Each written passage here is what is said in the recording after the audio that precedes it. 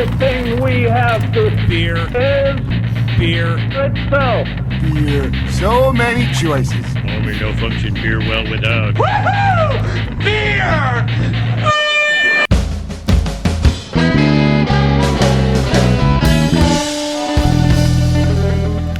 Hello and welcome to another episode of Beer Busters, where we're going to bring you the news and reviews of some wonderful brews. My name is Dan Baker, and as always, joined by my co-host and brewerologist, Steph Hefner, and our household from entertainer, Wayne the Baker. And today, our fourth Beer Buster, somebody we're very excited to have here today, is Mr. Steve Armstrong. Steve, thank you for coming here with us today. For anyone, for having me. Yeah, for anybody who may remember, we had an interview that we did on location at Armstrong Ales. We played a couple clips of them a few episodes ago, but we're very excited to have you here in our basement so we can record this episode. I'm excited as well. It should be a good time. Yeah, That was episode 9.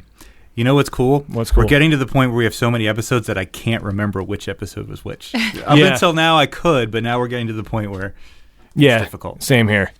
And now I have to mention too, while we are recording this episode, we are sipping on what do we have here? Trader Joe's 2011 Vintage Ale that Steph was so kind to take out of her personal collection for us. Yeah, of course. It's quite good. Good winter beer. Yes. This is their 2011 vintage. 2011 Vintage. I picked up at the Trader Joe's in Columbus, Ohio. Ooh. 2 years ago. Were you out for a Blue Jackets game? We did go to a Blue Jackets game, actually. Yes, we did. Cool. Fun times. Well, just to get the show on the road, let's do this.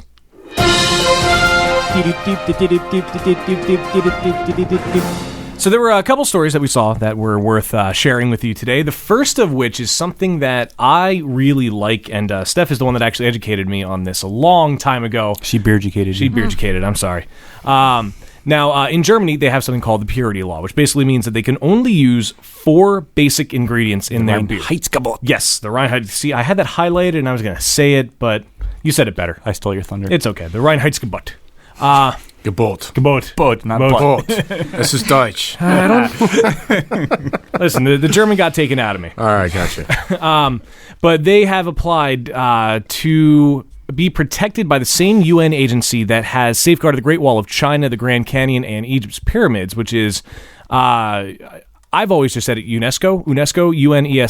I think it's UNESCO. UNESCO. Yeah. Okay, cool. It makes sense. Their purity law, it's basically saying that, like I said, 4 main ingredients: water, malt, hops, and yeast.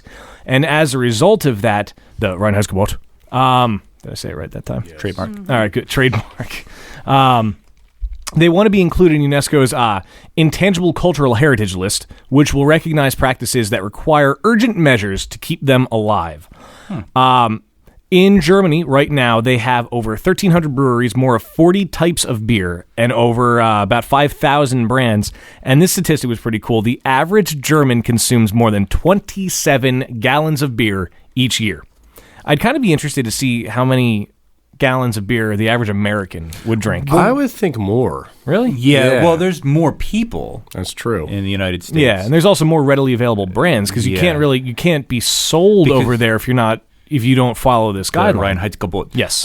We did a story in episode 10. Oh man, I'm just like an index about the per capita beer consumption by state in the United States. And what they did for that was they took the total amount of beer in barrels consumed in the state overall divided by the number of people old enough to drink in that state. Right. So that averages out even that. people who don't drink beer at all. It averages out across. Now, I don't know if that number is how they arrived at that number, but... Yeah. Yeah, well, people drink earlier over in Germany than they do over here. This is true. Yeah, they're. Do they have a legal drinking age, or is it just kind of? I was actually over in Munich, and I guess when I was 18 with a field trip, and I saw a little 5-year-old girl drinking a pint of beer with her mom.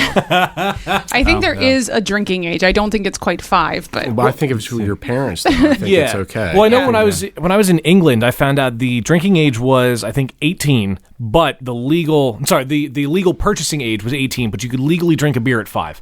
If your parents, if your parents would give consent, kind of like you can get a tattoo with your parents' consent if you're under 18, if you're like 16 or something. Right. Yeah. Interesting. Now, there is a person who is, the name is Mark Oliver Hunholtz, who is a spokesman for the German Brewers Association, and his quote was, "From just 4 ingredients, we can make so many different tasting brews that it's really a special craftsmanship," which I really like that attitude. And it's such a great and well-recognized rule and law that Austria and Switzerland have also decided to adopt this. And in southern Africa, there have been, the former colony of Namibia. I'm probably saying that wrong, but they've adopted this as well. Now, they're looking for a decision by the end of 2015 whether or not UNESCO is going to support this. And they define their intangible cultural heritage as traditions or living expressions inherited from our ancestors and passed on to our descendants, such as oral traditions, performing arts, social practices, rituals, festive events, knowledge and practices concerning nature and the universe, or the knowledge and skills to produce traditional crafts. So keep an eye out on that. I think it'd be pretty cool if the UN could back that. That way there's more of a global recognition of it. It's sort of like recognize a historic, like we would recognize a historic location or a building, only it's an intangible. It's a piece of culture. Right, and it was, I had the date somewhere. I guess I lost it, but it was... Which was enacted in... 1516. There it was. Thank you, okay, Steph. thank you. Yeah, I know it said, there we go, over 500 years ago. So the About legal, 500 years ago. according to Wikipedia, the legal drinking age in Germany for beer and wine is 16 and for spirits is 18. You know what's interesting about this, though, also? Sorry, I have no segue here, but there is a huge craft beer movement starting in Germany, especially in Berlin and the Berlin area. And these craft brewers are very inspired by the craft brewers of America and, you know, the crazy ingredients that we're using. And they're actually going against the Reinheitsgebot and not using just those 4 ingredients. Right. Now, is that a binding... Like, you cannot sell beer in Germany if you don't... I guess not, because they are selling their beers. Right. And Or is it people just are more of- drinking them and enjoying them. And, you know, they're using crazy ingredients, much like we do here. So it was I didn't realize that could go on in Germany. Yeah. But it was interesting to read about. It's not your grandmother's Germany. It's not your grandmother's Germany. Well, it is Berlin. It's so. interesting, though, that Germany is sort of like one of the modern birthplaces of, modern, like within the last 1,000 years, of beer and the craft of beer making, and how now that, you know, in the United States, craft beer has become such a big thing in the past couple decades, now we're influencing them, you know, back over. Yeah, it is neat. And in fact, there are some big American breweries that are looking to open facilities in Europe, specifically Berlin. I know there are a couple of breweries. I think, I don't want to be wrong. I think Stone was one of them that was over there looking for a spot. I think I've never been to Germany, but I can imagine Stone would fit in pretty well. Absolutely, especially Yeah. Berlin. Berlin is an amazing city. I got to spend 3 days there, and I could have spent 3 months there and still felt like I didn't have enough time. Yeah. But so it's neat to see that the craft beer movement is growing and expanding worldwide. Cool. So the next story that we saw, considering this is the last episode before Christmas, there was a top, top 10? I lost count, 8. whatever. Top 8 list of the best local beers for winter to the Philly area, since that's where we're all situated. Yeah, I think this was from drinkphilly.com. Yeah, and now some of these have a pretty wide range anyway. Now there's Sly Fox Christmas Ale, which is one of them. It's a full-bodied red ale that has been mulling about with ginger, clove, allspice, cinnamon, and nutmeg. And you'll want to sniff this ruby winter warmer as much as you'll want to drink it. Right now it is on tap at Sly Fox's Phoenixville and Pottstown locations, and this clocks in with an ABV of 5.5%. That sounds pretty good. Yes. Next up is Manayunk Brewery, which I really like their location. In fact, a friend of mine is getting married next year at some point. They're having their reception there, which I that's thought was cool. really cool. That's cool. On the deck outside. I hope so. By the river, They're- that'd be I think nice. they're planning on doing it in May-ish, if I remember right. I'm probably very wrong about that. That'd be awesome. But they have one called Festivus. Nice. For the rest of of us. Exactly. It's brewed with plums and raisins. It's a spicy and a little bitter. Just like the rest of us, it says. Tasty, warm, and creamy with a nice mouthfeel. It won't be found on your list of grievances with an ABV of 7.0%. Next up, we have Flying Fish Grand Cru Winter Reserve. It's a Belgian-style strong golden ale, and it's fermented at a higher temperature than the rest of their beers, and is very lightly filtered, making it a hearty body and a soul warmer. Malts uses our two-row pale, God, there's words I can't pronounce here. Other kinds. Sugar, that's another word I don't know. Sugar's tough, man. Thanks. No, It sounds like there should be an H in it, but there's not. It blows my mind. Oh, man. Sugar? Yes, Sugar. Two-row pale, Cara 8, I'm guessing it's called, white wheat. Cara 80, I would imagine. Yeah, Demerara sugar, and acidulated. See? Oh, you got that one right. Hey, listen. good, man. All right, I got sugar and acidulated, all right? Uses Syrian Golding, Columbus hops, Belgian Abbey-style yeast, and is available now through February 1st. It has an ABV of 6.9%, now that we get to see how stupid I am. Next up is Yard's Old Bartholomew Barley Wine. I've never had that. So I think good. I've had that. So good. It's an English-style barley wine. It's not for the timid. On second thought, it could just be the right thing. The alcohol content will most definitely keep you warm, but this beer is less aggressive than you might expect, with a smooth malt background, soft fruit overtones, and a slight hop spice in the finish. And it's available during the holidays while the supplies last. This is a strong one at 10.5%. Dock Street Brewing Company's Prisoner of Hell. We have Iron Hill Brewery's Russian Imperial Say Stout. Prisoner of Hell?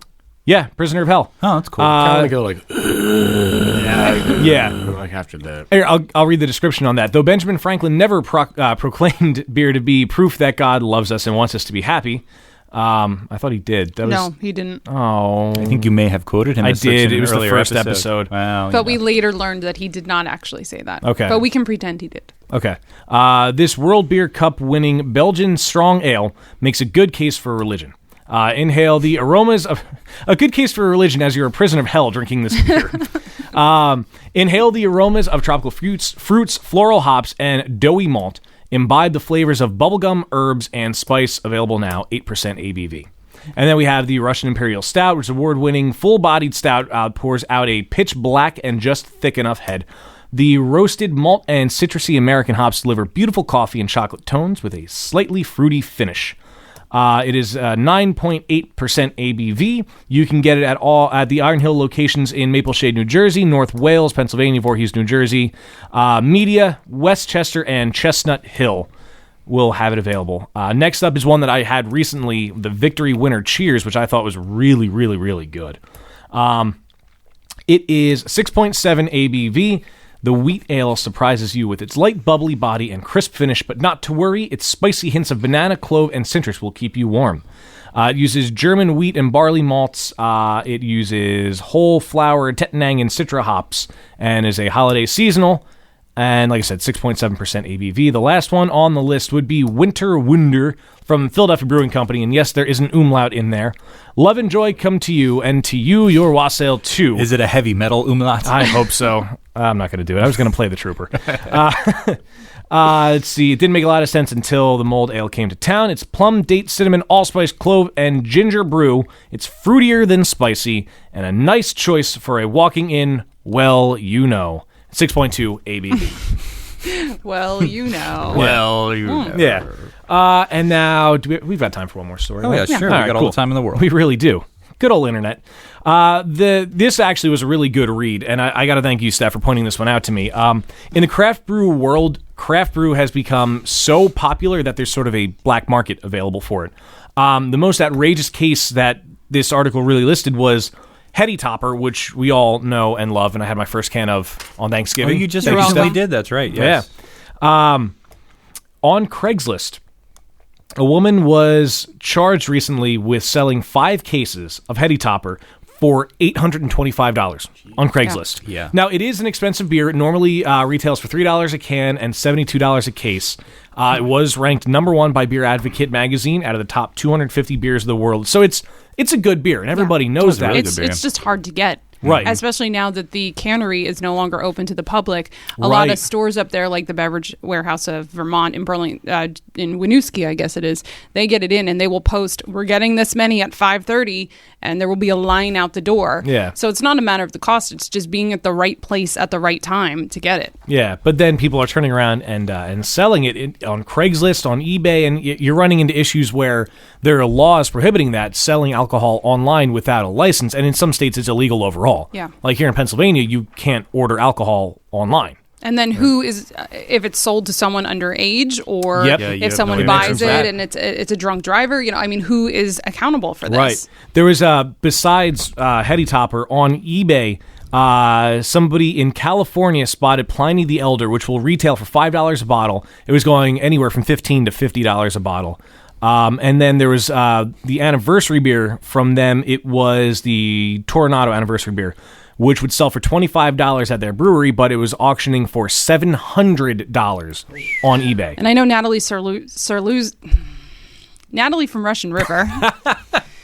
She has been a big advocate working with, I believe she's with eBay right now, trying to just get this to stop, because it's not fair to the breweries, and it's not fair to the people that actually legitimately just want to go to the brewery and buy the beer and enjoy it and drink local. And there's people that will trade beer, but there's no money really changing hands. I go to somewhere, Steph, you're more traveled than I am. You went to California, you went to Rogue.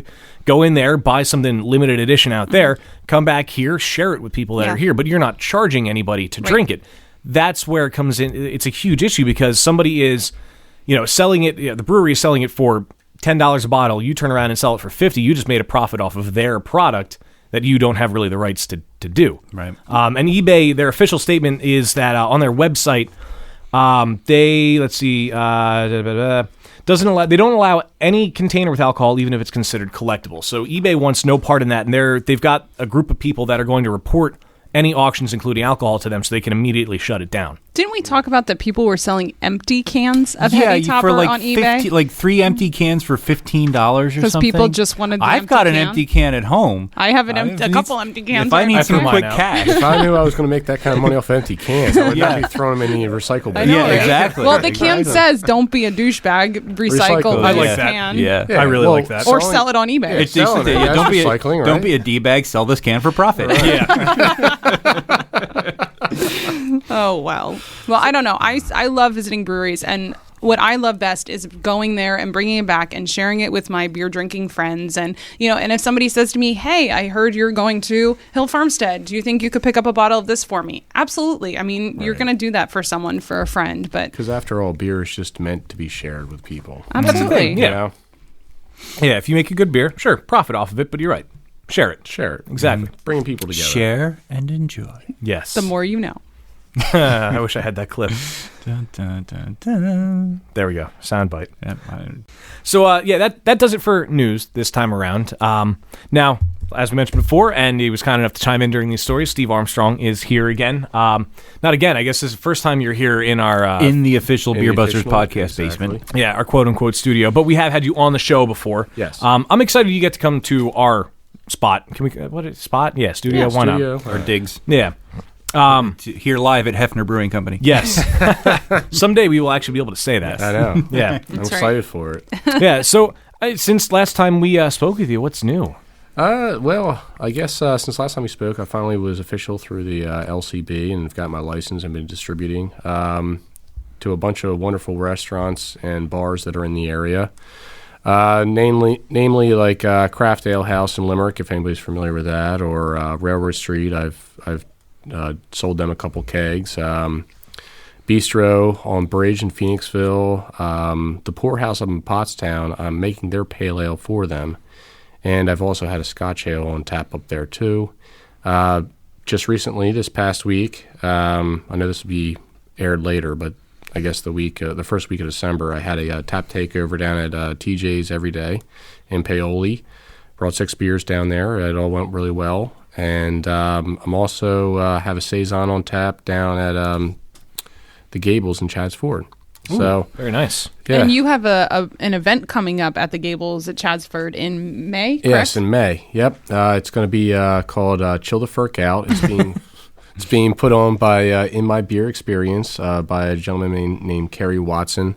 And it's going to be all firkins, so all you real ale lovers out there, this should be the chance to get some nice locally made real ale from the Philadelphia area. And Kerry's trying to get small breweries, or just breweries that are standard in the area, not really outside of the Southeast Pennsylvania area. Yeah, so he had 10 listed on the Facebook event, I guess. Yeah. You guys are on there: Evil Genius, Tired Hands, Yards, Forest and Maine, the Westchester branch of Iron Hill, Mackenzie's, Round Guys, Sly Fox, and Trogs were all listed for the Forest event. and Maine, huh? Bacon popcorn. Oh, God, that was so good. That's right.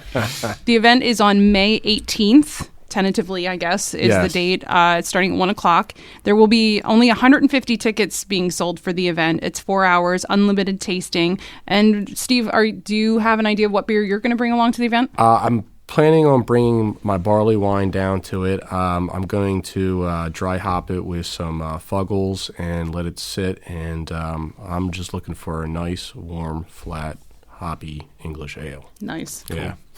We'll have to mark it on our calendars. Yeah. And hopefully the Beer Busters can make an appearance Yeah. at that event. Yeah. It'll be a fun time. Yeah, once we know the official date, make sure to let us know so we Yeah, can. we'll put it Right. on Facebook, and if people want to follow Armstrong Ales on Facebook, Right. I'm sure you'll. Be Yeah, posting I'll stuff also put a about it. link to in my experience. It's a blog, correct? A beer Yes, blog a beer that blog. Carrie does. Carrie does. We will plug him as well because we always love fellow bloggers and podcasters. And the interesting thing about it is that he's actually planning on giving whoever buys a ticket, you get like a 8-ounce snifter at the door. So it's not going to be a little 2-ounce pour. You're actually going to be able to sit there and enjoy the beer and That's talk good. about it and everything like that. I always hated that about tasting. It's 2 ounces, and 2 ounces, you don't really that's get it. much out of it. No. You get the taste, but you don't get much of the experience of drinking it. No, and it helps exactly. if it's only 10 firkins, then you can drink more of them and Exactly. really Right. enjoy them. And that way there won't be very long lines like there are in most beer events that I'm sure most of your listeners are familiar with. And Yeah, like we went to the craft beer festival beginning of the year. yeah, was the it? Navy Yard. In Yeah, Navy Yard, yeah, and that it was cool that there were so There's many different beers so there. many but people. Yeah. and Like it was it- cold. It makes me think that yeah, it was. remember that. It makes me think that like the VIP package might have been worth it. Yeah, you know? well, when we went to Steph and I, the Pints for Pups, and she was there with her homebrew club, and Colin, who we had on the show, was kind enough to get me in at the VIP hour. oh yeah, And, yeah. well, that was really nice. Now that place didn't get too crowded, but there still was, a little bit of a wait, especially for the most popular beers. So, you have to understand if you're just, throwing back 2 ounces of beer, you're waiting another 15 minutes till you get another one. This is not going to be that kind of event. I think it's going to be more of a relaxed talk about it and really get into the mood of the beer. Yeah, That's cool. that's Awesome. good. Yeah, so like I said, let us know the official date on that. I certainly will.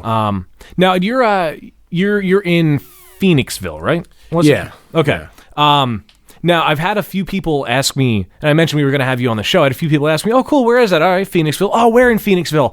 And then I had to tell them that like it's behind that shopping center and everything. Yeah. It is kind of tucked Yeah. away. Google- It's Google tough to Maps find. will get you there, though. Google- if you put it yes. in Google Maps, That's will what I get you used there. to get there when we recorded on site. But like, do you at any point, and I know this is probably way down the road, do you see yourself moving to another location? Well, since I'm just a production brewer right now, I probably, if I'm going to, it will be like maybe just have like a retail outlet, maybe somewhere in town or something That'd like be cool. that. I mean, that way I can focus on the brewing at the brewery rather Yeah. than, all the other stuff that goes involved with a retail outlet like food and Yeah. and everything like that, So I don't know. I haven't really put too much thought into that. But, we'll see. Yeah. Kind of making it up as I go anyhow. So. Well, so far you're doing fairly well with it all. Yeah, I've been lucky. It's been nice. Yeah. Has there been a lot of traffic coming through? Yeah, and it's been picking up steadily. Nicest thing, I'm sure all you guys know I'm not one for promotion online. I'm kind of an idiot about that, I know, but there's only so many hours in the day. Yeah. And so it's all been pretty much word of mouth, and it's been getting busier and busier as the weeks and months have gone on since I've gotten my official license. So it's been nice. That's good. And things are looking nice, and it's been well received. And I couldn't be happier. That's good. That's really good. I always like hearing that out of somebody that's starting their own brewery or something like that. As long as you're Yeah. happy doing it, that's what matters. Right, exactly. And you're making good beer. Well, yeah, there's always that too. Yeah. Well, like I said, we definitely want to thank you for coming out to our location. No, I appreciate it. This is Yeah. a great opportunity. I think Yeah. it's wonderful. And it's a lot of fun. I'd like to think that we have fun while we're here. We're drinking beer, of course. Yeah, this is true. So next up, Wayne, what do we have? Well, it's that time again. 'Tis the season for mirth and the time for gambles. That's a Shakespearean word, everybody. Welcome to a very merry edition of Happy Fun Times Games.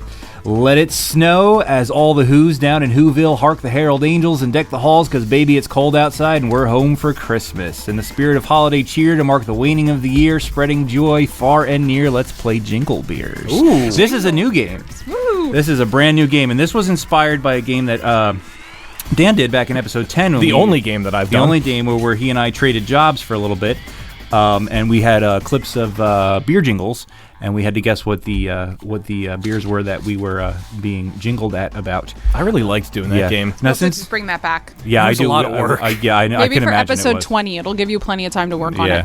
We'll think about it. It's like a special occasion game. I got to see if I can find other jingles. Anyway, I'm But sorry. this Wayne. is Yeah. the poor man's version of that game. So it's less jingles and more slogans. So how it's going to work is I'm going to give you the beginning, basically, of a jingle or a slogan and leave out the last couple words.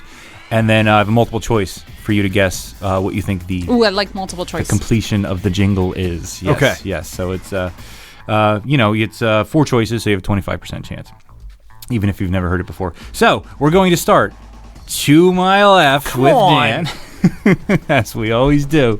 And this is a local one. This is the jingle or slogan for Reading Beer, which is the friendly beer for A, friendly faces, B, modern tastes, C, modern people, or D, ugly people.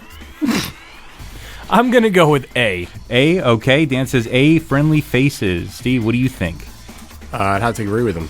You're going to also say friendly Yeah. faces? Okay, the friendly beer for friendly faces, say Dan and Steve. Steph, what do you think? I was thinking A also. You're all going to say A. You are all incorrect. Oh, no. It's D, isn't it? It's ugly people. It's the friendly beer for modern people. I don't know if you've ever seen like the retro ads at a lot of bars around the area, especially here in Reading.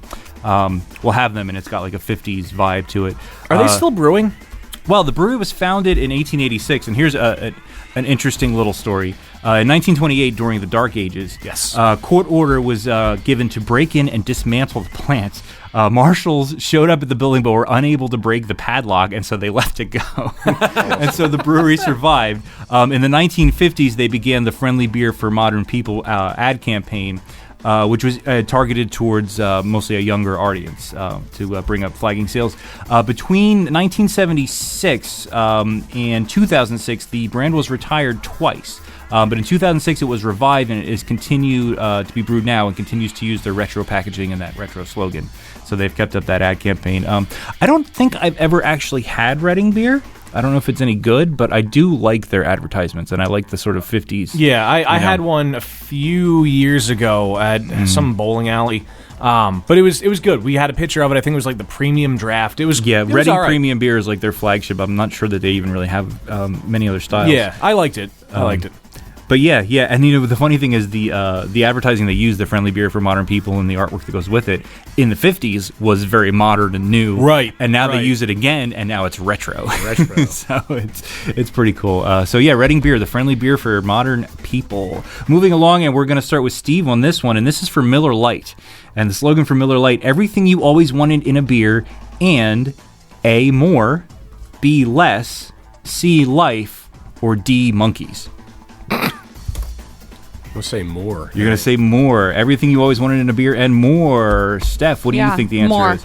You're going to say A as well. Everybody likes the letter A today. Dan, what do you think? Can I get the choices one more time? A, more, B, less, C, life, or D, monkeys? I'm going monkeys. You're going to go with D, monkeys. Unfortunately, Actually, can I rescind that? Can you rescind that? Yeah. What's your second answer? I'm going to say less. You're going to say less. Yes. I'll give you half a point for that because less is correct. Wait, what was the slogan again? It is everything you always wanted in a beer And less. monkeys. Oh, because it's of less light. calories. Yes, Less. yes. Miller Lite was developed in 1967 as Gablinger's diet beer.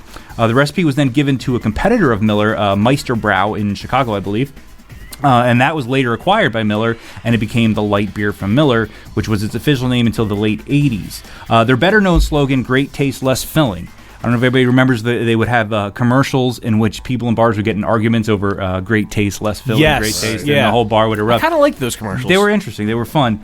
And that ad campaign was actually ranked the 8th best ad campaign ad campaign in history by Advertising Age magazine. Oh, wow. That ad campaign with the bar fights and all that. And those would end with the voiceover saying everything you always wanted in a beer and less. Monkeys. So, and monkeys. So Steve gets half a point for that because he had the wrong answer first. Okay, yeah. So we'll give him half a point So on he's that. going to get half a point. Now, with Miller Lite cans, they're actually bringing back their classic logo. Are they really? I saw it on Facebook Okay. the other day. Not that I like Miller Lite on Facebook, but they have those sponsored ads. Miller happened to be one of them because most of my profile deals with beer. So Miller had this on there, and it was weird because I was watching a movie that took place in the 70s, and they had that. And the night that I saw that ad saying that they're coming back. Wow. Serendipity, baby. And it's pretty cool to see that logo instead of that blue can with like the pop top, and they make it so you can shotgun it all better and all that kind of stuff. Yeah. That's for a more smooth pour, Dan. That's not for shotgunning. Oh, yeah, sure. Get it right. Anyway, moving along, and Steph is up to bat first on this one, and this one is Harp. And the slogan here is Harp puts A, out the fire, B, up a fight, C, in the work, or D, on the Ritz.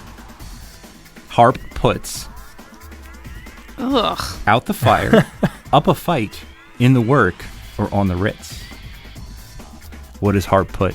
I'll say C. You'll I have say no C, idea. in the work. Harp puts in the work. Dan, what do you think it is? I figured one of the choices would be hair on your chest. No, that's not one of the choices. All right, so Harp puts. That's a hard one. Harp puts out the fire, up a fight, in the work, on the Ritz. Up a fight. Up a fight, says Dan. B, up a fight. Steve, what do you think? I wanted to say up a fight, but I'm going to have to say out the fire just to be different. Okay, say out the fire just to be different, which is a good strategy because that is the correct answer. All right. Harp puts out the fire. Harp, which is a Vienna-style lager created in 1960 by Guinness. For many years, Harp Stays Sharp was used in ads. In a 1980s UK ad, a man was depicted working on a telephone pole in the desert for some reason. And he drinks a pint of Harp lager to cool down, and the slogan Harp puts out the fire was used. So Harp puts out the fire, it does not put on the Ritz. Moving along to Dan, who's first on this one, and this is Norrlands Gold. Okay. Now, this is Swedish. And their slogan is Norrlands Gold, be yourself for A, a while, B, once, C, a change, or D, Halloween. Be yourself for. I'm gonna go a change. You're gonna go with change. Be yourself for a change. Steve, what do you think it is? For once. For once. Be yourself for once. He's gonna say B for once. I was going to say for once as well. Now, do I go with the guy who's shutting us out, or do I go different? It's up to you. I'll say for a while. For a while. Good strategy because you are correct. Yes. Norrlands Gold, be yourself for a while. And this is a beer from Sweden, was introduced in 1965. It is sold outside Sweden in IKEA retail outlets. Hey, what? Except not the one in Philly. Apparently not the one where Dan works because Because it's Pennsylvania. Are we allowed Yeah. to say that? I guess we have to now. apparently not in Pennsylvania. Long-running ad campaign featured Ingmar. Ingvar. Ingvar Comprad. Okay. I hate that I know that. Okay. He was a laid-back dude chilling in the simple life with his mates. The central message being that people from Norland are generally more laid-back and free from pretension, hence be yourself for a while. That's kind of pretentious. Yeah, it is in and of itself. Exactly. It's sort of a weird kind of Right. meta thing. All right, moving right along, and Steve is up first on this one, and this one is Stella Artois. Ooh. And the slogan here is reassuringly, A, fresh, B, refined, C, clean, or D, expensive. Stella Artois, reassuringly, Refresh. fresh, refined, clean, or expensive. Fresh. I'm going to say fresh. You're going to say fresh, A. Okay. I'm going to say refined. You're going to say refined, B. And Dan, what do you think? I'm going refined as You're well. going refined as well. You are all incorrect. The answer is D, expensive. What? Stella Artois, reassuringly expensive. Now yes. that's pretentious. That is pretentious. It's bad advertising. Of course they sell. So. Well, it does. It's a popular beer. It's been brewed in Belgium since 1926. Reassuringly expensive was a slogan used in the United Kingdom. In commercials in Europe, imitated European cinema, actually using prominent directors. It's also apparently nicknamed wife beater in Britain because of the perception that excessive amounts cause violence, which I have never heard of before. And in a 2001 Super Bowl ad, I'm sorry. in 2011, during Stella Artois' first Super Bowl ad, which featured Adrian Brody, it was criticized in the Belgian media for giving the impression that the beer was French. I remember that commercial. You That remember was a that? good commercial. Yeah, I vaguely remember it. It was right after the pianist came out. Right, the pianist Yes. came out. Nice. Yeah, they Said it right. Was criticized for giving the impression that the beer is French. And actually, the French language is used in a lot of their advertisements in Europe, even outside of France. But it is actually Belgian. Nobody was correct on that one. That was reassuringly expensive. Wow. And this is our last one, and we're going to start with Steph for this. And this is one of Dan's favorites, Boddingtons. Ooh. The slogan for Boddingtons, it's a bit A, brilliant, B, heavenly, C, gorgeous, or D, sticky. Boddingtons, it's a bit Give me the 4 again. brilliant, heavenly, gorgeous, or sticky. I'll say brilliant. You'll say brilliant. Letter A. Dan, what do you think? A, B, C, or D? I feel like I need to get this right. It's brilliant, heavenly, gorgeous, or sticky. A bit brilliant, a bit heavenly, a bit gorgeous, or a bit Sticky. sticky. Oh, it's not sticky. I mean, you leave it in the glass, it will be, after you're done drinking it, you don't wash it, but Well, that could be the mouthfeel too. a bit heavenly? No. A bit heavenly. A bit heavenly. Okay, B, heavenly. And Steve, what do you think? I would say gorgeous. You're going to say gorgeous, that's it. and you are absolutely correct. knew it. Boddington's is a bit gorgeous. Henry Boddington joined the Strange Ways Brewery as a traveling salesman and eventually became the owner. For more information on the history of Boddington's, you can see Dan's blog post on our website, and Dan's beer is not from here. Just not that particular. Yeah, not bit that of part. Not that information. part. Which, by the way, side note, there will eventually be another one of these. Good. Posts. I'm just so busy. Dan's first and only blog post. Hey, it's okay. I had It's two. okay. All right, I had Le Fin du Monde. Oh, that's right. I'm sorry. Yeah. I did forget about Jerk. Le Fin du Monde. I'm sorry. Dan's That's a great beer. first in his seminal series of Dan's Beer is Not From Here was about Boddington's, where he gave a lot of really awesome information about the history of Boddington's. And I saw it, and I was like, I already know all this because I read Dan's blog post. And I was like, I'll just tell the listeners to read Dan's blog post. Thank However, you. I do have some history relating to their advertising. Ooh. Contains many notable chapters, their history of advertising, including bearing a part in the revitalization of the city of Manchester, along with the Manchester United football or soccer team, and the soap opera Coronation Street. It launched the career of a prominent British television presenter and caused controversy with ads featuring a transgender Playboy cow. Really? Yeah, Boddington. So Boddington's is a bit gorgeous. And I'm going to go ahead and add up the points here. And this scoreboard looks kind of sad, people. Sorry. It looks pretty sad. We have in very, very last place with absolutely no points whatsoever, Dan to my left. Thank you. Applause anyway. Moving up the ladder in second to last place with one single solitary point is Steph. Woo. And charging his way to victory with 2.5 points is Steve. 2.5 points. Yay. So that'll do it for our debut edition of Jingle Beers. I hope you had fun and learned something. I know I did. So, now that we have done that, thank you for that rousing rendition of Happy Fun Times games. We have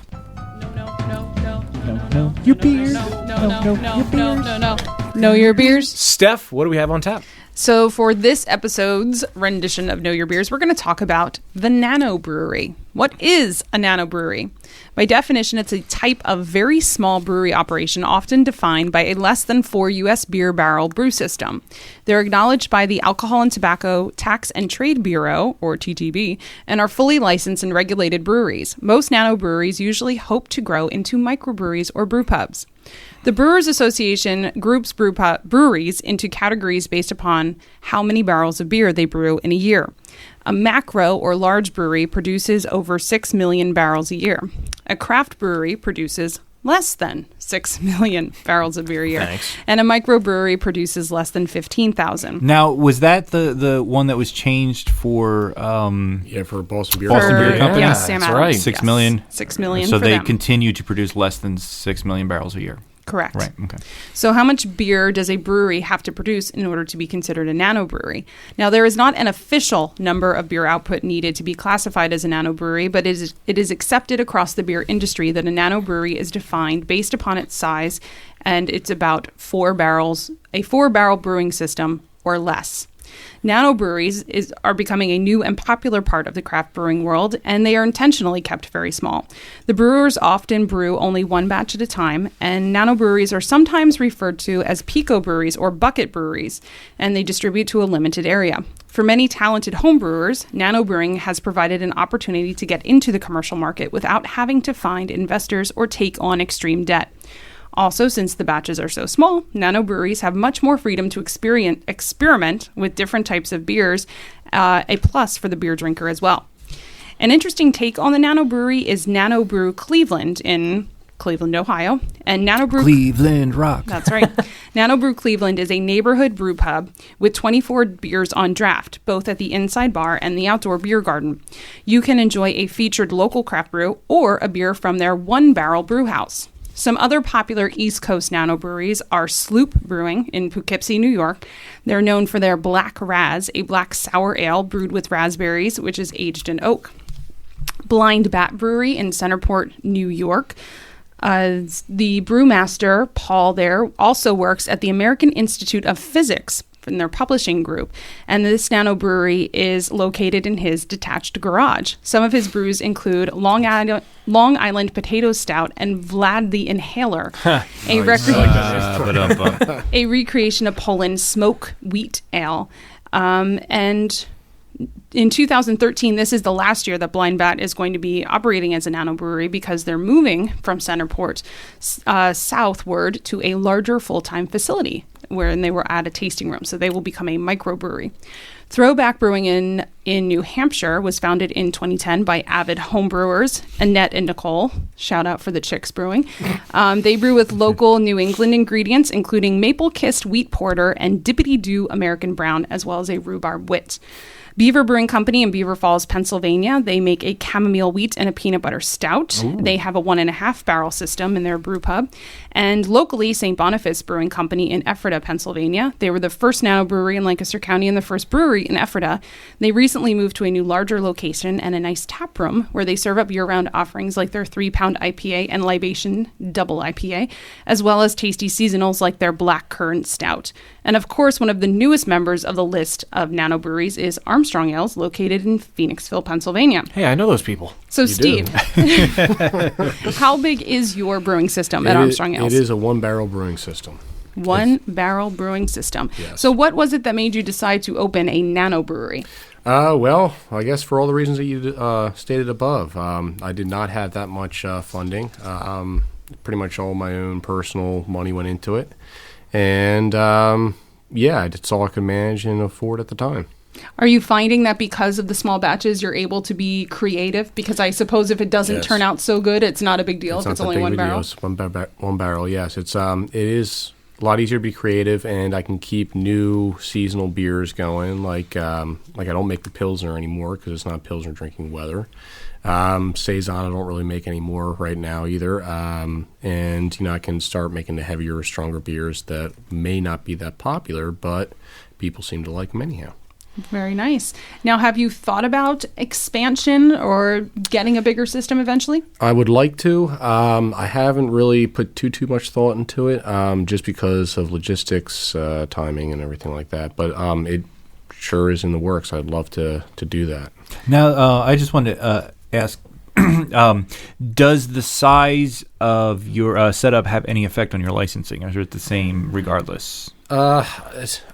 Not that I've experienced. Yeah, I mean, I wouldn't think, if you're producing, no matter how much it is. I don't think they care who's or what. Yeah, I was just wondering. I mean, Pennsylvania, they're crazy. I know. Liquor laws can be. So I know maybe you have to put up a 4-foot wall between one area and another, like we talked about last episode.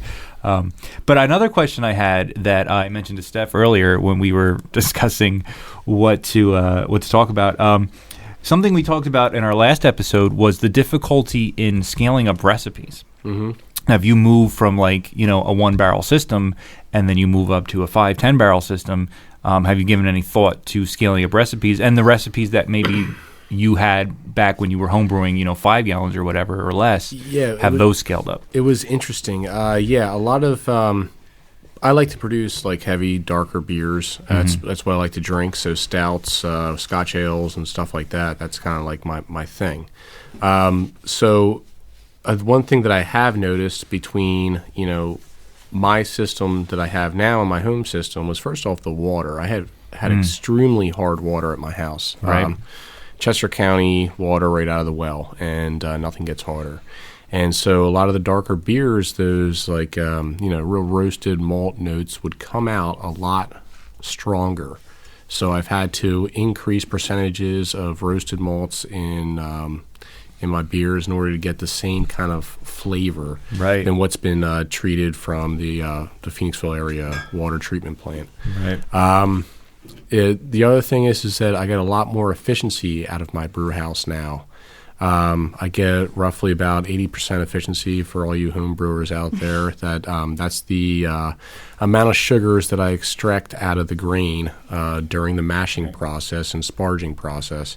So whereas when I was doing a 5-gallon system, I'd get anywhere between 60 and 70% depending on what the malt composition was and all that good stuff. So so yeah, it's been a little bit different than there was definitely a learning curve and trying to figure out exactly because things don't translate one to one. Right. So now, along with that, and this could just be a dumb question coming out of me as I've never brewed, do you write down how much of something you use and then say, in theory, I should scale it up to this? Like, how do you figure out from there, if you use a cup of this, but it doesn't translate to, 4 cups of that? It's all mathematics. Okay. And what you do is you calculate your efficiency. There's potential for each pound of certain malt to give a certain amount of gravity points into the beer. And for those of you that don't brew, gravity points are the amount of suspended sugars into the aggregate of wort. So you have... You've got, how can I put this easily? I lost my train of thought too. Great. The way malt is described is 1 pound of a certain malt will give so many gravity points per gallon of water. And gravity is the amount of fermentable sugars that you're going to extract from the malt when you're doing Which your then mash. is dependent on the efficiency of your system. Right. So you can take, for example, pale ale malt has a PPG, points per gravity per gallon, or per pound per gallon, of 37. So if my brew house was 100% efficient, I would get 37 gravity points if I put 1 pound of pale ale malt into 1 gallon of water. Oh. Okay, that makes sense. Okay, and if you figure out your efficiency, so you figure out what the potential of all these things are, and then you figure out what your final or your original gravity was after the malting process, you can do a mathematical equation, just divide one into the other, and that gives you your efficiency. So that now you can take, all right, let's say I have, easy number, 20 gallons of beer I'm trying to make. And I'm making it all pale ale malt, just for sake of argument. I can take 20, okay, that's your gravity, or that's your gallonage, times, let's say, just for an average pale ale, original gravity of 1.050. You take your 50 in that 1.050, that's your gravity unit you're trying to achieve, multiply that by your gallonage, right, because points per pound per gallons. That'll give you the amount of total gravity unit you're trying to get out of the malt. Divide that by your PPG, so that's 37, divided by your efficiency will give you X amount of malts or X amount of pounds of malts to put into your mash in order to get that amount of sugars out of the grain. Oh, okay. And it's not always exact. I know a lot of brewers Right. will round up based on the size of the grain bags that they have. Like if it's 48 pounds, but you have a 50-pound bag of pale malt, you're just going to put it out even there. the percentage efficiency of your system isn't going to be exact Exactly. all the time. Not all the time. It changes how fluctuate. Yeah, how fine or coarse you grind the grain will change as well. How thick your mash will change it. Mm-hmm. Well, it's part art, it's part science. Exactly. Yeah. Mm-hmm. So that's the fun part about it. Yeah, that's cool. So let's start drinking some of these beers now. Sounds good to me. Beer me! Beer me! Beer me! Beer me! So the first bottle I grabbed out, Steve, is one of my personal favorites that you brew. It's your Irish Red. Tell us about the Limerick libation. Oh, that was my favorite thing. Yeah, the Limerick Libation, it's a standard Irish red ale. I use Irish ale yeast from White Labs products, so that's 004 for all you homebrewers out there. 004. 004. We can make a movie. Which one is 007? Dry English ale yeast. Appropriately. That makes so much sense. That's too funny. Yeah. So yeah, this It smells so good. it has a base malt of Maris Otter, I think 10% Crystal 60 and 2 or 3% of just unmalted roasted barley. The smell of this, for some reason, is reminding me of being at Hershey Park at Christmas. Is that right? Yeah, and not that it's chocolatey per se. It's more caramel and coffee. But something about it just took me back to... You I do would say get hints of every chocolate. time I get a strange flash from a taste or a smell of beer, it's something from my childhood. That's what good. this Which is. means good. it's a good beer. Yeah, that's find, true, yeah. I find that. Yeah, no, I love the malts in this. I think it's so that's good. what makes this so good. Well, thank you. Is the aroma and the taste, the roastiness Right. that you get. And it's smooth. And, a good Irish red should not have a lot of hops in it, obviously. And the balance is with the malts because you'll get the bitterness from the unmalted roasted barley rather than from the hops to balance out the sweetness. Now, this is... the last time I had this was at your fundraising event in August, or was it September? No, End actually, of It was August. a little cooler than that. Yeah, I think it was October. October, yeah. Was it really? Yeah. I was thinking, oh, wow, okay. Okay, in October. Now, is this the same batch? No, Or it's have not the you brewed same. again? No, not the Okay. same batch. It's a Okay. different batch, but it's the same exact recipe. Same ABV and all that good stuff. So, What is the ABV? 5.1. 5.1? Oh, Yeah. Okay, cool. You are correct, sir. I would hope so. It's his beer. What's on the She's bottle. also got the bottle I in was front of her. checking like he wasn't going to know, really. Yeah. Well, sometimes I slip up, but I drink enough of it. I know what's going on, and I fill out enough of those little stickers that Yeah, I'm with, sure. with people coming through with growlers and stuff. Yeah, this is really good, and this is the sort of beer I've really been getting into lately. I really started craft beer as a hophead, and lately I've been really getting into the malty, Yeah. and the more caramely, and this is really good. That's But what I like. It's is not that- as sticky and thick and creamy as some really roasty malty beers. Right. So you get that comforting feeling, Right. but it's a beer you can drink a lot of, and you could drink it year round. Yes, yeah, You know what? absolutely. Something you said when we first visited Steve at his brewery, and the first interview we did was that all his beers finish very well. Yes. And Yeah. this does clean up very well. It's very sweet and caramely and coffee like. But it's dry. in the taste, but then it ends dry and Dry it cleans and that cleans off. it all out. Yeah, and it's not left sitting in your mouth. It's really good. Yeah, I say that a lot. I don't like that really Cloying. sweet, sickening sweetness Yeah. that sticks with you. Cloying. Yeah, I Yeah. don't. I've been getting that I a lot don't with like some that. of the different beers that I get at Total Wine. It's just, the flavor is there. It's good when you're drinking it, but afterwards, it's like, why would I put myself through that again? But Right. you don't get that here. Like, it's Well, something good. that, like we said, it's a clean finish. I want to keep going back to it because it's not going to hurt in the end. Which is a characteristic of beer that I think some people maybe don't pay enough attention to. yes. Is that Or it could be something that some people really like too. Exactly. that's true. That's true. That's true. I personally I like to drink for long sessions, and Right. if it I know a lot of jokes to be made about that. There are many minutes of interview recorded with you the first time we met you that we did not Yeah, make public. yes, and I can go pretty south pretty quick, but I have a good time doing it, and that's one of the fun things about beer because my whole thing is it's meant to bring people together. Right. At the end of the day, that's what beer is. It's something to bring people together. It's a social event.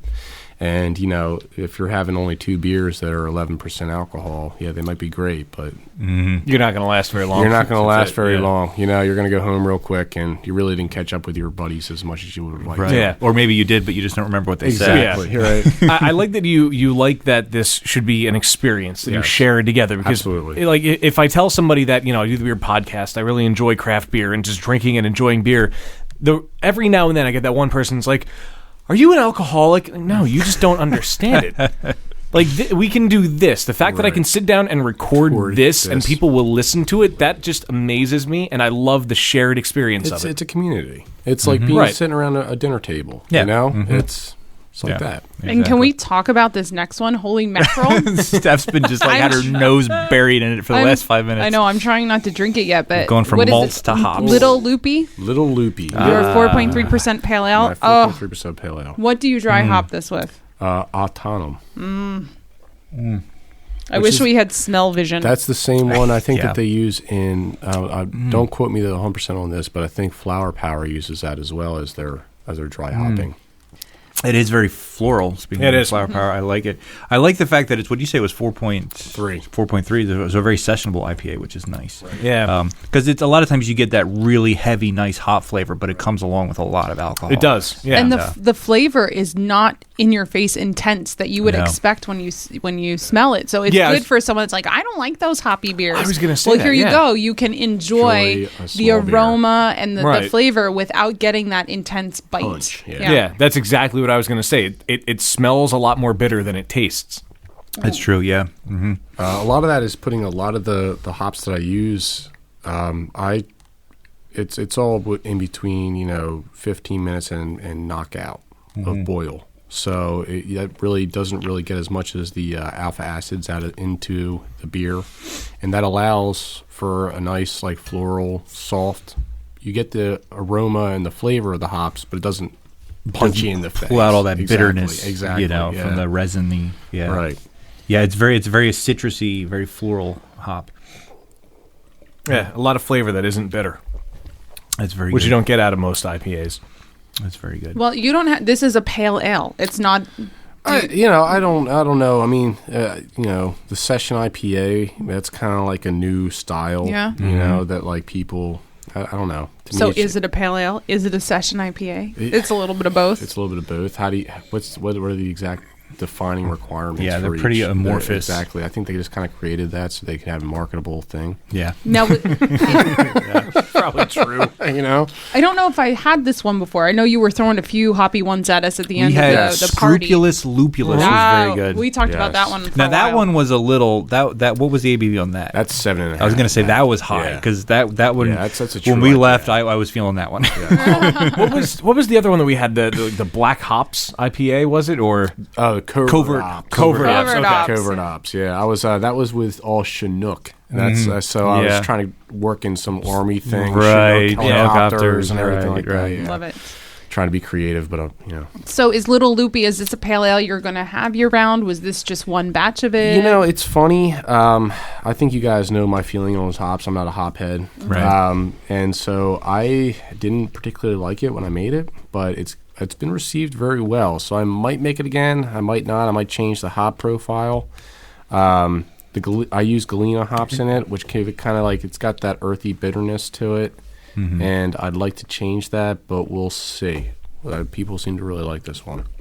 You I can got see to have why. a hoppy one. Yes. Yeah. You do. Yeah. Whenever I've worked a festival, whether I was volunteering for a brewery or whatever, you have a good handful of people that will just come up and be like, I want your IPA or I want your hoppiest beer. And it's still a thing, Right. people, and that's okay. Right. People know That's what they fine. like. I guess that's what you were, Wayne, when you first started. Yeah, that was definitely what got me into drinking craft beer. See, I'm the opposite. When I came so into am I. craft beer, I didn't want hoppy. I just didn't want it. It was too bitter for me. Before I was even drinking coffee, because to me that was too bitter. Yeah. Well, one of the first craft beers I really got into was Victory's Hop Devil. Yeah. And that kind of led me into seeking out other hoppy beers, which eventually then led me to seek out, craft beers that New weren't. life and new civilizations. Yeah, and boldly go where no hophead has gone before. Exactly. Speaking of bold, okay, I get, And not Star Trek. and not Star Trek. Well, I get bored when you talk Star Trek. I can't read your writing. I'm not Bold. very good. This Bold is your stout. Thady Quill. That's my Irish Bold stout. Thady Quill. Thady Okay. Quill. That's Bold. an H. Thady? Thady. Thady Quill. That's like Theodore, Teddy. It's Okay. Irish for Teddy. Okay. Oh, okay, Thady. That makes sense. I like the smell of the aroma of it. It's I don't know. I can't really describe it, but it kind of very smells like a good roasty. stout. Yeah, roasted. bitter, but like a bitter chocolate, Dark chocolate. or bitter Dark coffee. chocolate with a little coffee, yeah. Which I love. Oh wow, that's a good one. Oh, It smells wonderful. that's nice. And this is only 4.5. Oh, I love Yes. these low alcohol beers. What style is this? That's an Irish An Irish dry stout. Oh, because it's got a smokiness. It's almost got like a smoky, like a meatiness, like a Rausch beer. Yep. Which is very, very nice, which I didn't expect from the aroma. Well, yeah, it's almost like if Guinness had some flavor to it. You know? I kind of like Guinness every now and then. I'll tell you, I think Guinness is decent. That's my go-to beer. Like if I'm at a bar and like there's like nothing else on tap, Yeah, like lager. they've got 4 drafts. Yeah. They've got Miller, Bud, Coors, and Guinness. You're getting Guinness. I'm getting Guinness. That's my go-to beer. That's my industrial beer of choice. You dissed it, and then you said it's your go-to. No, I it's love my. it. I love it. No, well, To be fair, I've done that with Yingling before. Yeah, I bashed it for something. It's like I go to that whenever I can. I mean, this is definitely bolder in flavor than Guinness. No, totally. Absolutely. well, it's like Guinness Export Stout. If you were to mix that with this, you'd probably or with Guinness, you'd probably get something like this. Right. Yeah, it's much So, drier, and you can feel it dry as you're swallowing it. You feel it drying up already, and you want another sip. That's right. It's not going to last as long as a Guinness. It's because you want to be a champion pint drinker, right? That's right. That's right. Actually, as we're all drinking goblets, we look so. Right. Oh, wait a minute! By the way, no! cheers! Cheers! Oh, we didn't cheers this time. Yeah. Because we're Cheers, still folks. not classy, Cheers. even though Nick came to us and gave us that. Yeah. That only started 2 episodes ago. We had a just guest wanna on, drink. Nick from Trogs, and we were going to drink, and he's like, "Well, hey guys, cheers!" And we're like, "We've never actually done that on the show before." You never think to do it. We just want to get to the beer and That's taste true. it This is already. a cheers-worthy beer. This is very good. They all are. So far, the Limerick Libation, that's like one of your staples. You've had that on pretty much every time I've been to the brewery. The Bold 80 Quill will be a staple as well. Yes, that's what I was hoping. That's one of the ones that did not translate so well from my home brewing experience to the new experience. Right. And I finally got back to where I like it to taste. Okay. Now, how do you think this would do in a growler? I try to stay away from stouts and porters when I get a growler fill because they don't seem to last as long in a growler. I don't know. I haven't really drank it from a growler. But then I'm also one of those kinds of people that I fill a growler and I drink it within 2 hours of getting it filled. Right. You know? So it's just me. And I think it would be fine. Tell you the truth, I really do. Yeah. Because, basically I filled those bottles just like I fill a growler. So Now, you did bring bottles here. Are you allowed to sell bottles? No, I do not sell bottles. Is that a license you can get, or it's just... Well, I can legally sell bottles. I just don't have any of the label approval from the TTB. I see. Right. Okay, and the other thing is since I'm only producing 1 barrel at a time, I'm sure you guys know how much, bottles cost. It's like $7.50 just for the bottles. Jeez. Per case. Put the labels on there. It's another 50 cents a label. And by the caps and everything like that, you're looking at $12, $13 just for packaging. Right. So then you try to put the liquid in there and everything like that and put your time in to fill the bottles. It takes me like 2 hours to fill 4 cases of bottles. Yeah. So do you want to buy a $90 case of Bold 80 Quill? I don't know. You might. It is very good. I don't know if you barrel aged it and put some chipotle That peppers would actually, in there. that would Sell actually it make for a good. I would pay $25 for a bottle. of That would make a just good saying. base for barrel. Yeah, And you aging. could do true. release parties. That's true, We could yeah. record there. People line up 4 in the Right, morning. right. We can. I'm one of those suckers that will go and wait Steph, in the line. PR and guru pay. over Yeah, you're hired for my PR. Marketing. Seriously, I will even come and help bottle if you need extra hands. But no, I love this, and I would pick up a couple bottles of this. This is very good. So now at your facility, do you just do pints and growlers, basically? I give tastes and sell growlers. Okay. Cool. So sell growlers, and I'll sell people kegs too if they want to buy a keg. Oh, wow. So How much do you charge for a keg of the loopy, the little loopy? I'd have to look at my price listing. I've got a quarter kegs. I want to say probably a quarter keg will probably cost you somewhere around $100. That's really not so bad. That's really reasonable. Yeah. I try to keep things reasonable. That's good. That's really good. So you go to places if there's a shop that'll fill them, you're looking at, for anything decent for a keg, you're looking at, even for a quarter keg, you're looking like $120, $130 for something Right. that's not that good. Right. All right, we're on to the ESB, and you assured me this is a palate wrecker. Oh, yes, that that's ought to right. be good. Oh, as I fill your glass there. Yeah, thanks. So this is Old Tossel.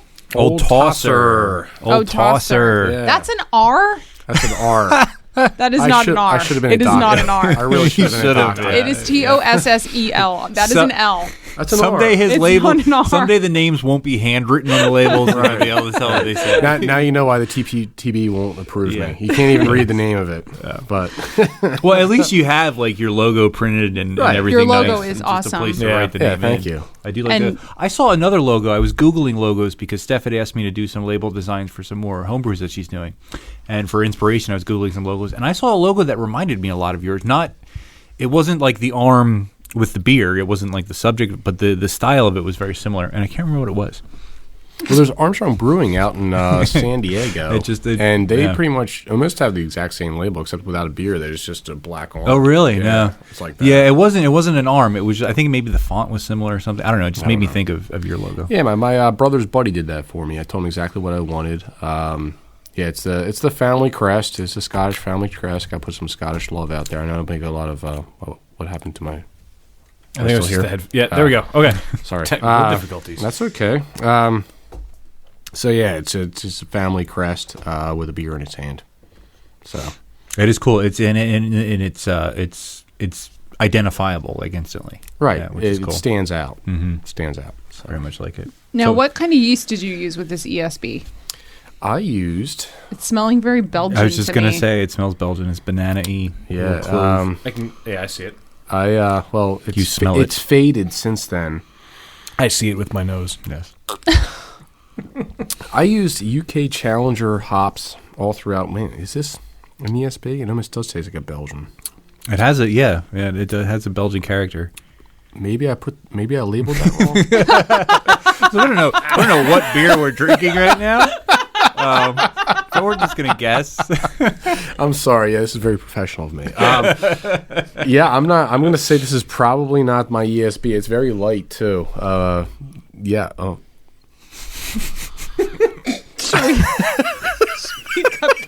No. Yeah, I use Crystal 120 in my ESB, and this definitely does not have Crystal 120 in it. 120? There's no way. There's I know. 120. That's what I'm saying. Oh, that is funny.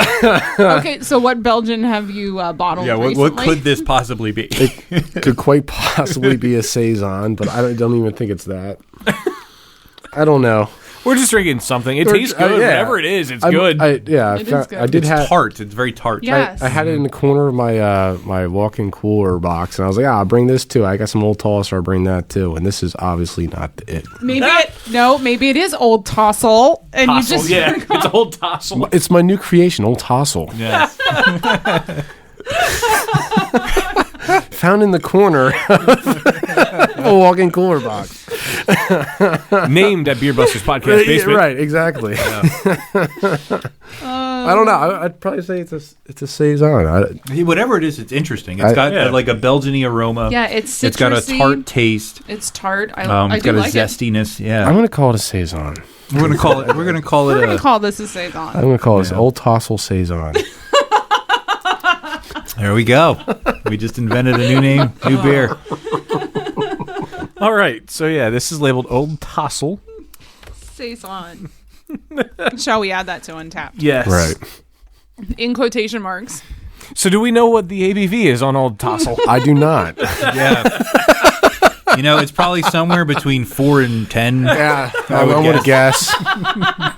I would think. If it was the old version of my Saison, it was 7.2. If this is the Okay. new version, it's 6.4. So- 4. Somewhere between 5 Those and are 8. both pretty high for a Saison, though. Those are Right. high for a season. And I don't use any sugar.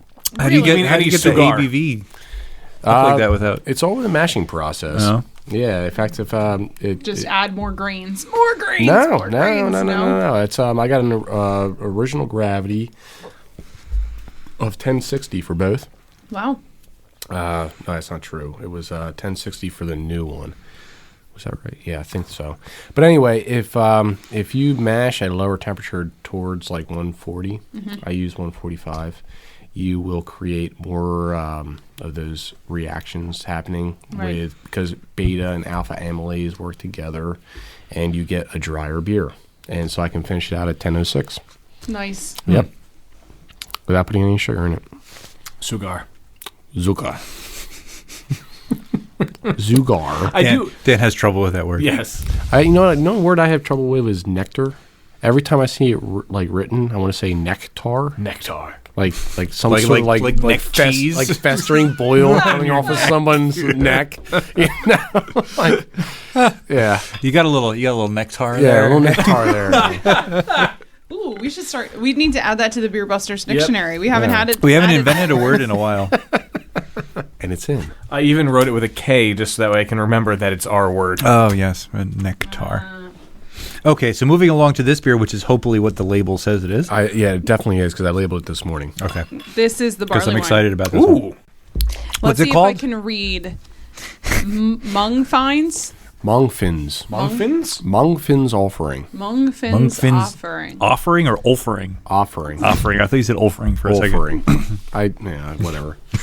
You should really type the names on your labels, just saying. Just Hey. putting it out there. All right. Well, you want to buy me that label maker? Sure. All right, cool. Label maker. All right, Mungfins offering. Mongfins. Mongfins Mongfins. offering. So- What does that mean? All right. So Mongfind was an Irish princess in Munster. Okay. And during the Samhain festival. Now, can I just say one more thing? Did you say princess in Monster In Munster. Munster or Prince? I thought Minster. or princess and monster. No, she was She was a princess in Interesting. Munster. This is almost like foreshadowing. Okay. All right. So anyway, she was an Irish princess from Munster. She tried to kill her brother, who was the king, during the Samhain festival, and she tried to kill him with a offering of strong ale, and she poisoned it. But he told her to drink it first, and she poisoned herself, and then became a banshee. Did she forget that she had poisoned it? That she drank it? No, but she was trying to trick him anyhow. She was trying to get him to drink it even after she took the So sip. she figured, I'll drink it, I'll pretend drink it, not pretend to die, Well, you don't die quite instantly from poison, right. you know? and then he'll drink it, and we'll both die. Right. Okay. Yeah. Fair enough. So I make it every year on the True Samhain, which is Yeah, the true Samhain. the Halloween festival that we all celebrate now, which is So- the first new moon after the first full moon after the equinox. So you say Samhain, and I've heard Samhain is. In Gaelic, M and H make the W sound. Oh, so it's spelled Samhain, but it's pronounced Samhain. Okay. And you have to think muh, Right. muh, Muh. Muh. because they didn't have a W. So Samhain. Samhain. Right. Right. Nice. On next episode of Language Buster. Yeah, right. Language is fascinating. It I is love a language. fascinating thing. I love Yeah. it too. I love it too. You're just full of information. I love Useless information. I know. I really, No, it's interesting. I know the feeling. That's why the two of you get along so well. Trivial knowledge. So, Fishmonger's offering. Yes, it was. I caught this off the coast of Cape Canaveral. Now, is there any sugar in this? There is no sugar in that. It smells. You get a very sweet, like do. Belgian sugar. Yeah, good aroma. sugary aroma. Nope, there is nothing in that whatsoever except for malts. It fits into the Reinheitsgebot Ooh. Very nice. to tie everything back into full circle. Yes. Yes. We're back where we began. This is very good. I'm actually glad that the last beer wasn't what you thought it was because you said it was a palate killer. Right. And I'm glad I can taste this. Yeah. Yeah. Well, you know what? I also, the ESB, I actually took half this batch is still in the fermenter. I just kegged this on Tuesday. And so it's very young for a barley wine. Mm-hmm. I took half the batch and I put about 8 ounces of Fuggle hops on it, which will give it a nice earthy tobacco, woodsy flavor and aroma on top of that. So, you get those kind of like sugary, like caramel, almost cherry flavors out of the nose and out of the palate. And a little bit of like mintiness from, like I use UK Challenger hops in this as well. Yeah. Yeah, there's a little hint of mint, as it in were. there, Yeah. exactly. Hints of mint. Hint of Hints mint. See, of now, mint. to be honest, I don't get that when I drink it. Well, I really wouldn't have picked it out, but when he said it, I get the cherry, which is Yeah. nice. Yeah, and it's actually I'm getting a bit of sour, which is nice. Really? Yeah, a little bit. I could see that. I get like cherry tartness, Yeah, kind of, yeah. but not. I wouldn't call it sour, but maybe that's just a little bit, just a little, tinge of it's it. nice. like a slight little puckering. I'm interested that's to another taste one this. with a lot of Crystal 120 in it. That's This is definitely more 120, not the last one. Right. Let's see. I still have a little bit of the compare. Yeah, Compare and contrast. Yeah, it's definitely not comparable. I would love. I can't wait. This is what you're gonna have at the Firkin. Yes, I'm probably Fest. going to make another batch of that, and I'm definitely going to dry hop the hell out of it with some sort of UK varietal hop. Nice. For a young barley wine, and it certainly does not taste like 9.6. I know. This That's is a dangerous Oh, is that what it barley is? wine. I didn't catch that. Okay. Neither did I. I'm gulping this down, and I'm like, wait, ooh, Ooh, slow down. Yeah. it's nice. Thank you. Good work. Thank you. I'd like to age it for a year and see what happens. Yeah, I definitely would be interested to see with some aging. Be a little bit selfish. I think next time I'll do a little bit higher mashing temperatures just to give it a little bit more body. Yeah. I use a lot of flaked barley, which might give it that tinge of the sourness that you taste. Flaked barley might we'll do put a little bit of that in there, Yeah, right. exactly. This would So- do awesome in a barrel too. I Have you done know. any barrel aging yet? Actually, no, but I just made an American Coolship Ale. So, for all you listeners out there in Radio Land, Coolship Ale is a... I'm sorry, the term is podcastlandia. it doesn't sound as cool. Podcastiverse. Podcastiverse? Yeah. But Cool shipping. A Coolship is the way that they make sours in Belgium. Like especially lambricks and everything like that. So I made a Coolship, and what you do is after the boil, I did a 4-hour boil of just same thing as what a lambic would have been, 40% wheat, unmalted wheat, and 60% Pilsner malt. Mashed it at 148 for an hour, and then just boiled it for 4 hours. And put it out onto a tray pretty much and let it sit out overnight. And whatever mycoflora was in the air fell down into the beer, and that's what's going to ferment it. Put it into a barrel, and we'll see what happens in 18 months. Sweet. That's Yeah. pretty awesome. That's So, exciting. I yeah, love it. should be a good that time. stuff. I'll tell you what I'm planning on doing though is I don't know if you guys had my bearded guard. that I Yeah, made. we didn't. Have I think you we had that. You guys did. Did I we? didn't. At I think the we had it at the fundraiser? fundraising event. Yeah. Yeah. Okay, yeah. And I'm going to put that on a barrel, I think. Because I have 2 barrels, and maybe I'll do the other one with that. Well, what happened? The ceiling just collapsed. So should we get back into material that's actually going to be in the podcast that we post on the internet, and not the special outtakes? Yeah, right. For those of you just joining us, there were some great stories. If you subscribe to our Yes. newsletter, So can you hear just them. missed some really funny things. If you'd like to hear them, please subscribe to our newsletter at beerbusterspodcast.com. And pay for it. Nah, it's free. It's It is free for It's now. free. You just got to sign up. It's free. That's cool. All it needs is an email address. That's right. So if we were to narrow down a favorite out of what Steve brought with I know today. what Steph's picking. the Irish Stout, Yep, Steph's love picking it. Irish Stout. All right, Steph's got the Irish Stout. Wayne, and that's how about big you? because I love the Irish Red. I was just going to say, I have to say still, after trying these other beers, the Irish Red is definitely my favorite. You know what? I was going to say the Irish Red also, but then we had Old Tossel. I think that was really good. Whatever Old Tossel was pretty good. Here you go. Steph hands me the rest of what's in the bottle. Although the barley wine, which I still have some of here, The barley wine really was good. really good, but I'd really be curious to taste this after it's aged for a while. Yes, I really it's would. very, very new. Yeah. It's very young. so if you were to choose a favorite, Steve, what would yours be? Probably the Irish Stout. That's what I mostly drink. Sorry, I finished it. No, yeah, well, that's okay. It's not like he, I don't Doesn't have any. brew it I or don't anything. have any more. Thanks, Steph. yeah, All there ever was. It's all there ever will be in the universe he for the can rest never, of time. ever reproduce it. That's it. Now I feel bad. So if you haven't had it, too effing bad. Yeah. Oh man, no. Here's the thing, and I find myself saying this a lot whenever we have people that bring beer for us. I legitimately will drink every one of these again if I ever get the chance. Like, Yep. here's the thing, and Yeah. like it's. I didn't have Although one that I you'll didn't never like. know if you ever have Old Tossel again, because we don't even know No, what that because is. I don't know what it is. Nobody knows. It's a mystery. The world may never know. It's like your tossels. They're there. But they don't need to be there. Some people have it removed in high school. Quirk some of people don't. evolution. And then, like 200 years from now, we'll find out that we should never have had them removed, and they were important. Yeah. Yeah, that's probably right. For brain functions. Yes. That explains a lot. It really does. Oh my God. So yeah, I like them all. And if you get the chance to go out to where Armstrong Ales is located, please do so. It's a cool spot. Yeah, it's a cool little place. You know, everything happens there on site, and there's beer like this, and there's rotating taps. And And what's cool is Steve will be there to serve you the beer. So Yes. you can talk to the guy that Absolutely. brewed it. Yeah. Yes.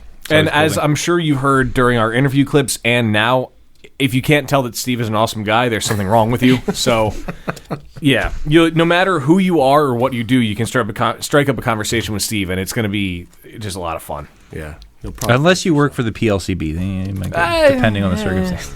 Yeah. What was that for? Steph just made some weird grimace, and somebody in our audience is doing the same thing. Exactly. Oh. Steph has to pee. That's what it is. Yes. Okay. Are you on second base right now? You're Yes. playing T-ball. Okay. You're wearing Speedos. That's a reference to something you can find in the newsletter. The newsletter. So, yes. let's not forget. See, now, I don't like to prattle on about the social media anymore because it's Just- like a 5-minute yeah, segment. just go to our website. beerbusterspodcast.com. And Simple check as out that. our check-ins on Untapped. Yes, Untapped and Facebook, Instagram, Twitter, MySpace. All those things. Sign up for the newsletter. Zanga. Do Instagram, because I post a lot on Instagram. Steph really does. Yeah, she's Because I don't like to flood Twitter and Facebook with everything. Yeah. But for those people that are really Fantastic. interested in what I'm drinking and where I'm going, I post a lot of pictures on Instagram. Yeah. It's a fun place. Yeah. A fun place indeed. fun place to be. I love being on Instagram. Yeah. Oh, God. Awesome. And, One day Armstrong Ales will be Yeah. on Yeah, Instagram. I was gonna say, even do though you have- Steve's afraid of the internet, I know. They do have a Facebook page. You have a though. Facebook I got a page. Facebook page. You Okay. can find Steve on Facebook.com/Armstrong Ales? LLC. LLC. LLC. Armstrong Ales Yes. LLC. LLC. Website, Twitter. Actually, if you go to ArmstrongAles.com, it will redivert you to my Facebook page because, like I said, I am very much a Luddite. For those of you that don't know what that Yeah, because is. the term is redirect. Yes. Exactly. Well, why? What did I say? You said redivert. Redivert. Remember, 9.6. Yeah, 9.6. Good beer, folks. Yes. Very good. All right. Okay. Let's So because Steph has to pee, pull we'll this train into say the this. station.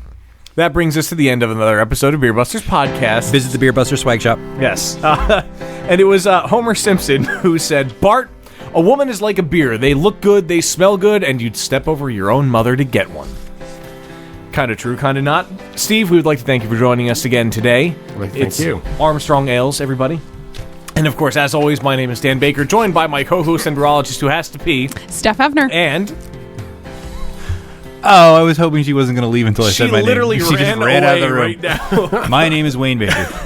And until next time, my friends, we bid you adieu. Thank you for joining this train wreck. And 9.6. Merry Christmas. Yes, Happy Hanukkah, Kwanzaa. Hanukkah was a month ago. That's true. Shit.